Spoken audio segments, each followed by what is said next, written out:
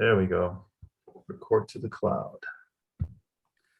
What's up, Yes. folks? Happy Monday. It is Monday, August 2nd. We are moving fast towards the second half of the year, the end of the year. Hopefully everyone's had a good 2021 so far. I want to take a minute to welcome all our newcomers. I know we had some new signups the last week and the week before. So just put in the chat if this is your first time in ProbateData Powergym, brand new to ProbateData, just put it in the chat. So yes, I'm new, and also where you're joining us from. And then I'll kind of give you an overview of what we're doing today. These meetings usually take about 30 minutes or so. And what we do, we'll cover like some basic stuff around ProbateData, and then we'll cover a specific topic around probate real estate. and then from there, we'll do a little bit of Q&A, see what's going on. And as you probably, if you're brand new, you probably figured out who the class clown is, Mr. William May. Let's see, Celia is new from Arizona. Welcome, Celia. Pais from California, welcome. Felicia from Maryland, welcome, guys. Gretchen from Atlanta, welcome. So happy to see you guys here. Some new folks, that's awesome.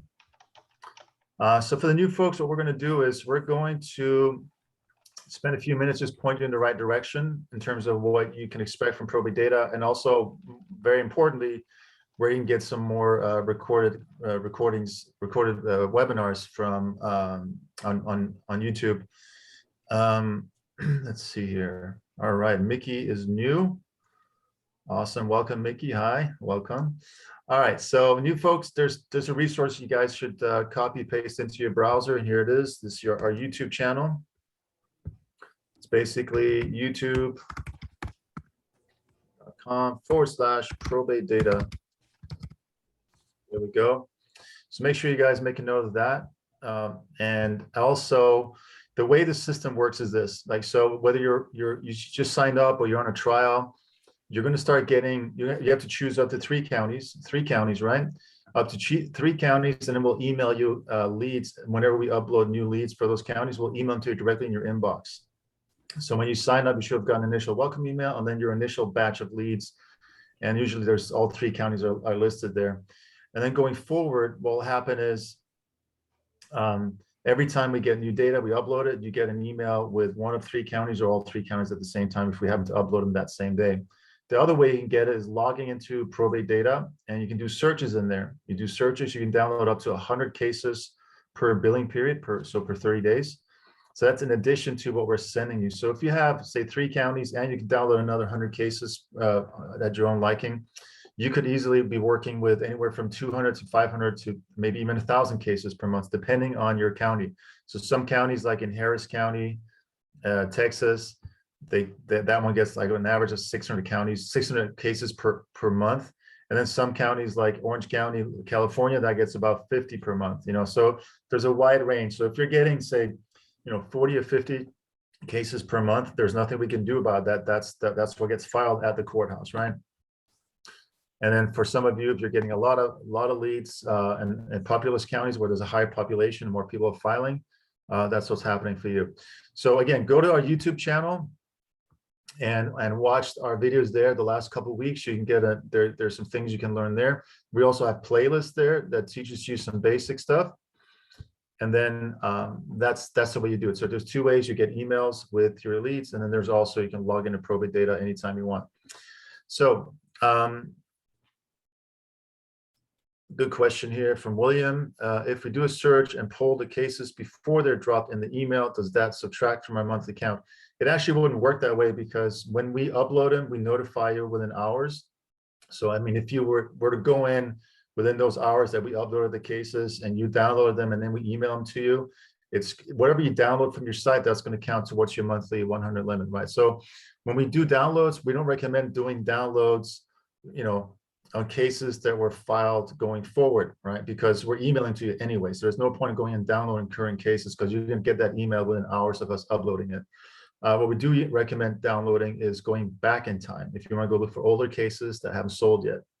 And again, those are called historical leads. And if you go into our YouTube channel and just search for historical prospecting, historical leads, you'll learn there how to find those and how to find the properties that have a last sale date going back say, way before they filed the case.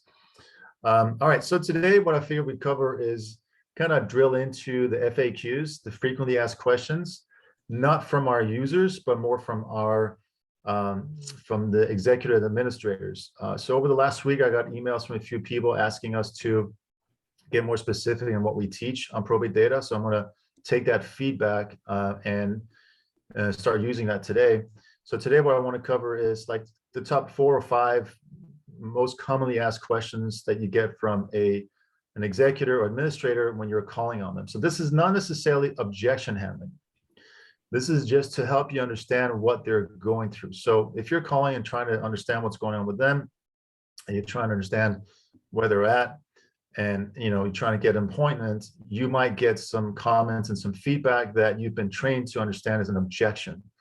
But instead of understanding that as an objection, understand it as a question of them not understanding what their options are, right? So if you put yourself in the shoes of an educator rather than a real estate agent listing, that energy is going to come across. So for those of you that have been with us for a while, put in the chat, like what's the most common questions that you guys hear when you're contacting them, when you're calling them, besides like saying, who are you? What do you want? Obviously, that's a common question. But what are some of the questions that you get from PRs when you're calling on them? And you can put in the chat, or you can unmute yourself and just say it out loud. Great question. Here's from William. I already have an attorney. What do I need you for? Can anyone relate to that? Raise a hand. Put yes in the chat. Can anyone relate to that? Yeah. Okay. So whether you've heard this before or not, it's probably been in the back of your mind. Well, what if they already have an attorney? What do I need you for? It's a great question. So here's the first line that I always like to answer with. And that is, this is my favorite line from Brad Brinkman, and that is, that's exactly why I'm calling. Whatever they say is like, well, that's exactly why I'm calling. So if I call someone up and they say, well, I already have an attorney, what do I need you for? Well, that's exactly why I'm calling, William. Is your attorney handling all the trash removal? Do they have a full team in place of professionals that can help you, with the property, help you wrap your mind around this? And then they say no. And you can also ask something like, well, does your attorney, how many homes does your attorney list per year? Oh, I don't know. Okay. And you just kind of ask clarifying questions. What is it that your attorney is going to be handling for you exactly? Well, they do all the paperwork, they file, they do this, that, and the other. Okay, yeah, well, that makes sense. That's what attorneys do. And you just kind of dig deeper for information. So I'm not going to give you like script word by word in terms of what you're going to say and what you're going to say next. I'm not a scripting expert. What I'm trying to come up with is clarifying questions so you can figure out if they have a strategy in place or if they're lacking a strategy. So a lot of times they'll say, I have an attorney that's handling everything. Everything. Okay, great. So does that mean they're handling, and you just go down the list, things that you could do for them? And they probably go, no. Or you can ask, how many homes a year does your attorney list or sell per year? Well, I don't know. So those are some of the questions you can ask, right? So if they haven't turned, and don't be afraid to just ask clarifying questions. You have nothing to lose. You're here to help them. If they say, well, my attorney's got someone, I already have an agent, and we're about to list a property, or we just signed a listing agreement, then you just back off. You go, okay, yeah, all right. That's just common courtesy that goes in any market. If you find out a property is already listed with another agent, it's common courtesy and ethics, and I believe it's also, there's fines, and it's illegal to, I don't know if illegal is the right word, but you can get fined if you go after another agent's listing, right? Try to talk them out of it. So let's hear from someone else other than William. I'm going to keep going through William's questions until someone else asks a question. So that's one here. I have a real estate agent that's in the family that I work with. All right, let me hear from someone else who's been with us for a while. What do we say to that? So basically what they're saying is what I want you to do is like kind of read between the lines, hear between the lines, like what are they really saying? They believe they've been taken care of. They believe they're in a good place. And the worst thing you can do is say, no, you're not in a good place. You don't know what you're doing. Your family member doesn't do this. Your attorney doesn't do that. You don't contradict them. you just lead with empathy. You go, I see, well, that's good for you. That's awesome. Like you have someone you trust already. Well, let me ask you, what's the benefit of listening with a family member? Oh, I know them. They have their license for 20 years, for 20 days, for 3 hours, whatever the case may be.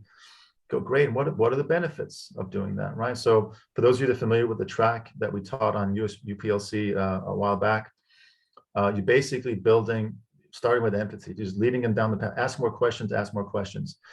And what they might discover is that their family member is not qualified, but you don't tell them that. They figure that out themselves. Then you something like, well, how many probate real estates has your family friend done for you? Well, my cousin, they got their license 20 years ago, 10, whatever the case may be, right? They just got their license. You want to just explore a little bit further and see if and again, lead with empathy, see if they really are in a good place where they're taken care of. Let's see here. Other questions. Does anyone else have a good way of asking questions when it comes to someone says, my cousin, family friend, whatever, is a real estate agent. I want to list with them. What else could we say? Unmute yourself. Go ahead. Don't be shy. This is not the time. I'll jump in on that one. Because everybody knows a realtor, right? So, but do they live where the property is? Would be my first question. Yeah. And if not, then I would be delighted to work with your family member. So Bailey, so where are you going with this? What are you trying to get into to realize? Well, they need somebody local, first off. We work amongst each other all the time. So we all have a network of people that we work with locally, nationally, internationally. And we're used to this process. So if they don't happen to be licensed where the property is, then they're going to be looking for a referral agent anyway. Yeah. May as well be me. Yeah. Thank you, Bailey. That's a good comment. One of the things you can do is you can kind of imagine this, like, if you have a bookcase, right? And you have bookends at the beginning and at the end of it. So think of the conversation as two bookends, like the beginning and the end. So the beginning is, that's exactly why I'm calling. You do a little bit of a discovery question. And then at the end, you finish with what seems to be your biggest challenge right now. So William says, what services can you recommend that'll help me and my family through the probate process? So that's an opening question. They're looking for help. So that's the bookend here. So, well, that's a really good question. Well, let me ask you, what is your biggest number one challenge right now?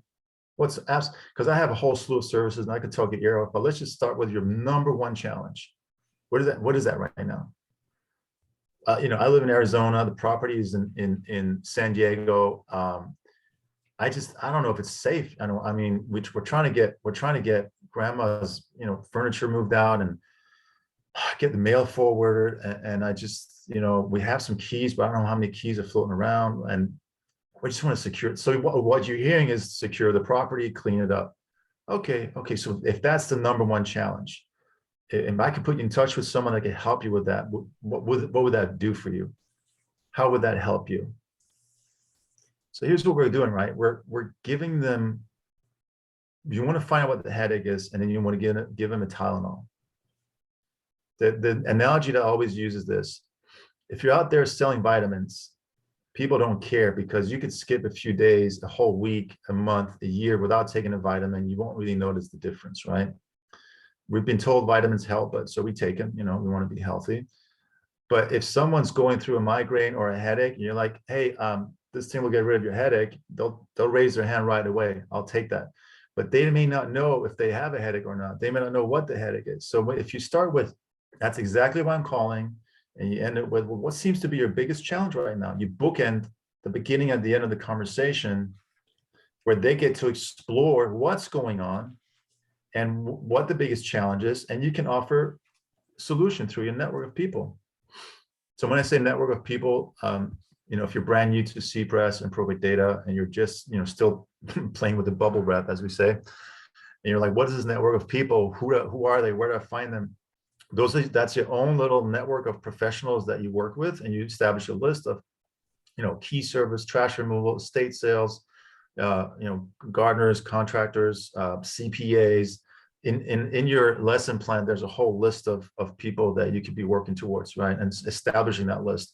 And you can just ask around if you're missing people on your list. You can ask for referrals within your own network, ask other agents like, hey, what trash removal service do you need, or things like that, or what locksmiths do you use, not need, and you can get good recommendations that way. All right, Bailey's saying, the good news for you is the PR that I don't charge $500 an hour for my services.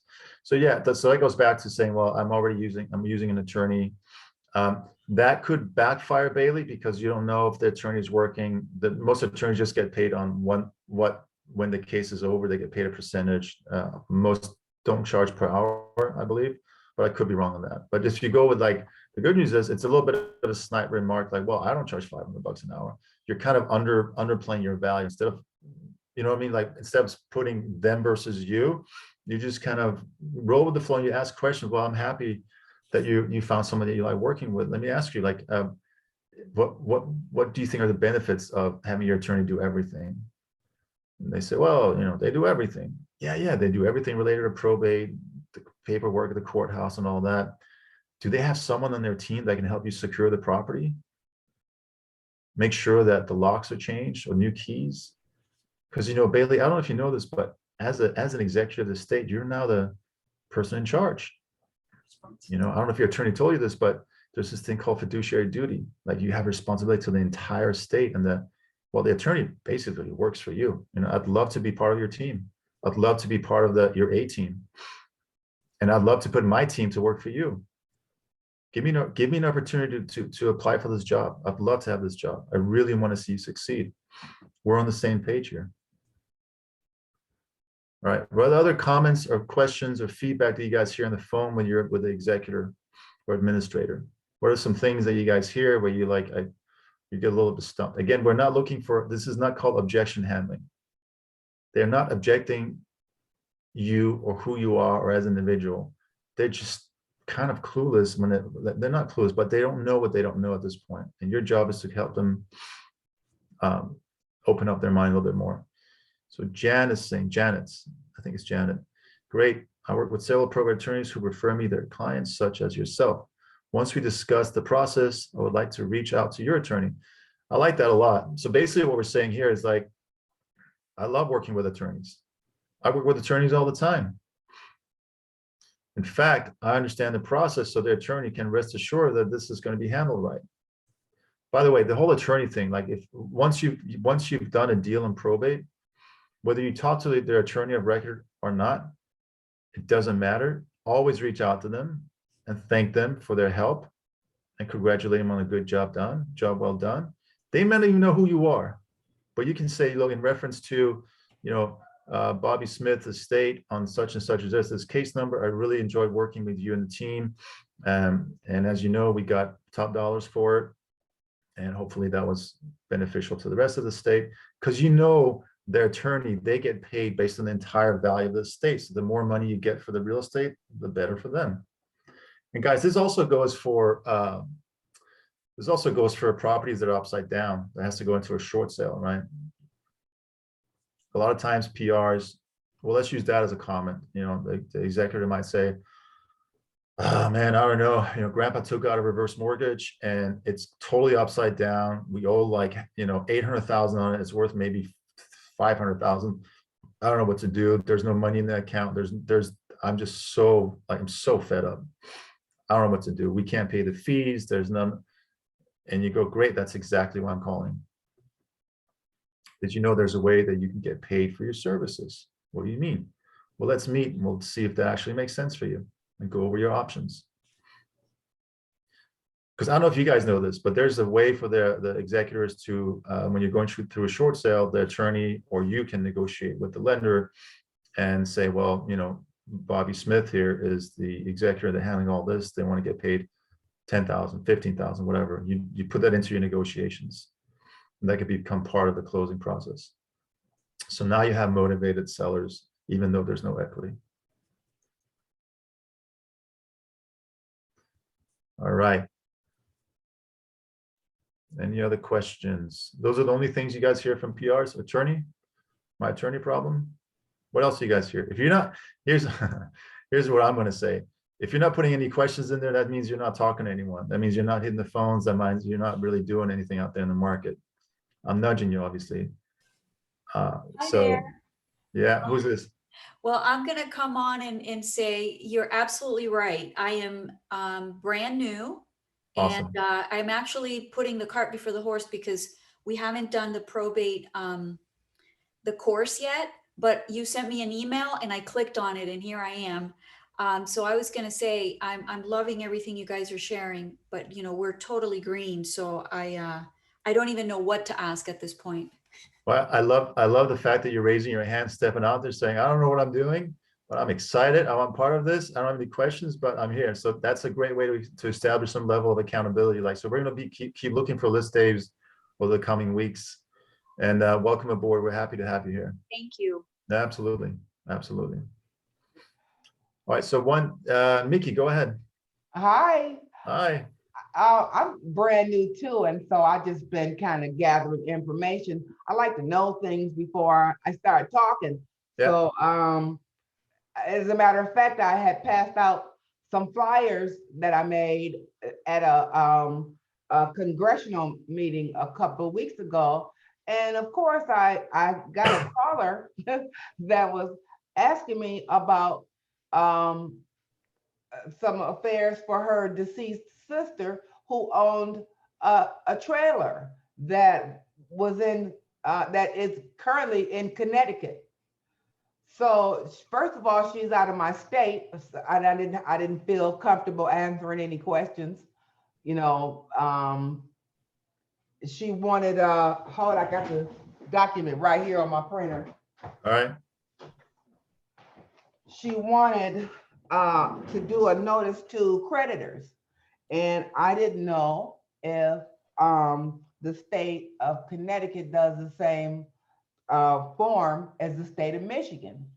Yeah. So, you know, what do you do when I told her that I don't have any jurisdiction outside of the state of Michigan, but Yeah. you know, she just wants, I think she wanted me to write the letter, write the notice to creditors Yeah. to her sister's creditors, and Yeah. I don't know if I have a right to be doing that. Yeah, so this is a great question and a great situation to kind of wrap up our call today.